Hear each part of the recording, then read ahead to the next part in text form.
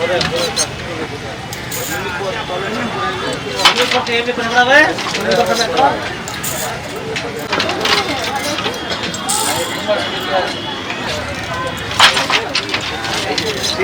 শাড়িটা বানাতে মোটামুটি 8 থেকে 10 দিন লাগবে। আর এটা বিক্রি হয় কত? বিক্রি হয় 10,000 টাকা, 20% ছাড় 8,000 টাকায় বিক্রি হয়। নমস্কার, আমি ডালিয়া ঘোষ, আপনারা দেখছেন ইমাজিন টিভি। এখন আমরা রয়েছি বিজয়পুর সিল্ক খাদি সেবা সংস্থার সামনে। আর এই সংস্থায় কিন্তু একটি শাড়ি জিআই ট্যাগ পেয়েছে।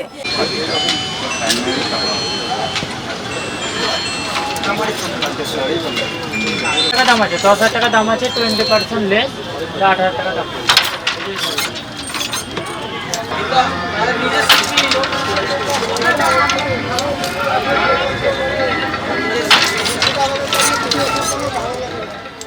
কাপড়, রং, বুনন, নকশা, উৎপত্তি।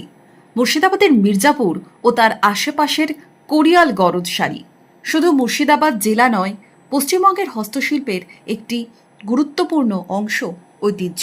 ছানাপড়া ছাড়াও মুর্শিদাবাদের ঝুলিতে জিআই ট্যাগের মুকুট জুড়েছে এই শাড়ির হাত ধরেই।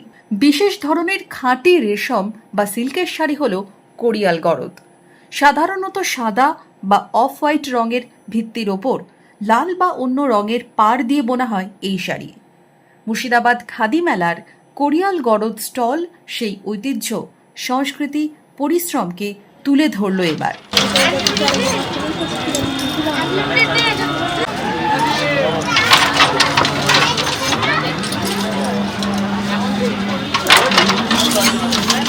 জমিতে সূক্ষ্ম নকশা বা বুটি থাকে।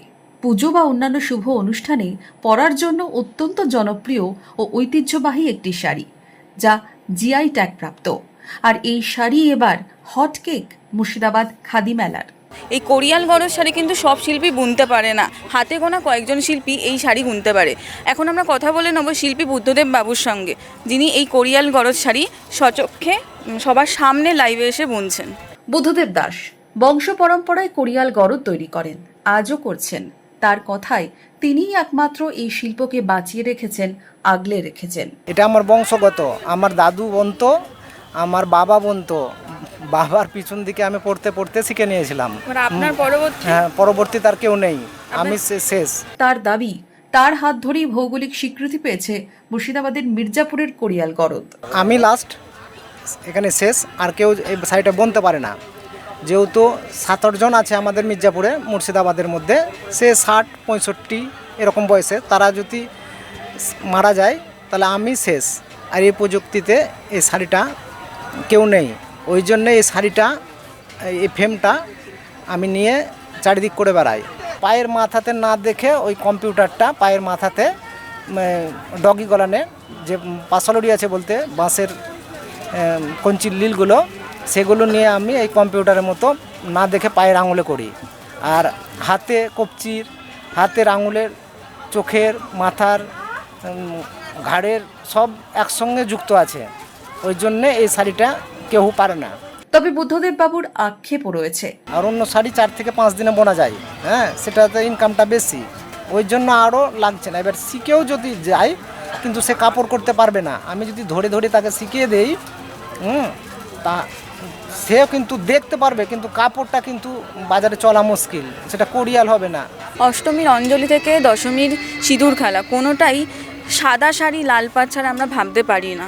আমরা এখন বুদ্ধদেব বাবুর কাছ থেকে শুনে নিলাম কোরিয়াল গরদ শাড়ি সম্পর্কে। মুর্শিদাবাদ খাদি মেলার এই প্ল্যাটফর্ম পেয়ে শিল্পী বুদ্ধদেব দাস ও তার টিম উচ্ছ্বসিত। মেলার স্টলে লাইভ শাড়ির বুনন আলাদা মাত্রা যোগ করেছে। সব নিয়েই বছর শেষের আগে বহরমপুরে মুর্শিদাবাদ খাদি মেলার আসরের চমকে চোখ জুড়িয়েছে ক্রেতাদের, উৎসাহ জুগিয়েছে শিল্পীদের, তা বলাই বাহুল্য। Dahlia Ghosh, imagine TV.